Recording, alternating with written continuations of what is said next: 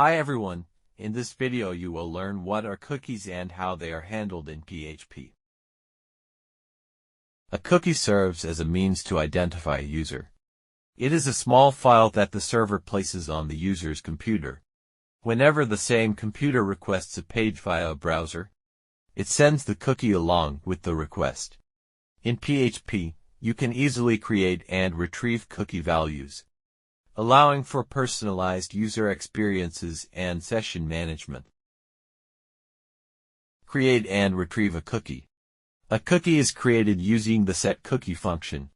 A cookie value is retrieved using the global cookie array.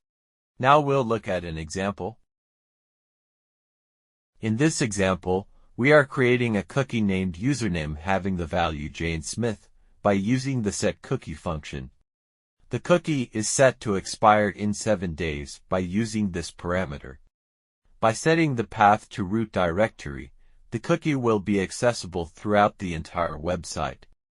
If needed, you can limit the cookie's accessibility to a specific directory by adjusting this path.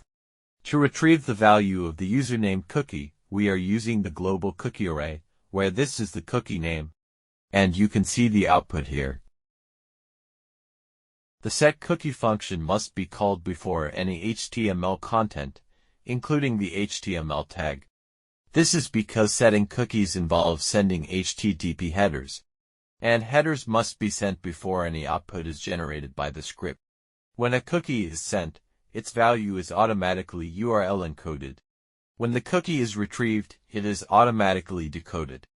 If you want to prevent URL encoding, you can use the setRawCookie function instead. Modify a cookie value. To update or modify a cookie, simply call the setCookie function again with the new value. For example, here is a new value, and you can see in this output that the value of this cookie has changed. Delete a cookie.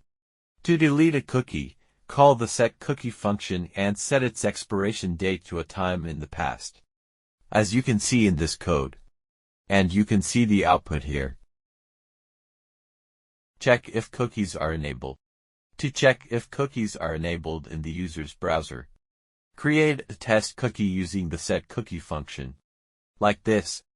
Then check the number of elements in the cookie array by using the count function, like this. If the number is greater than 0, it means that cookies are enabled.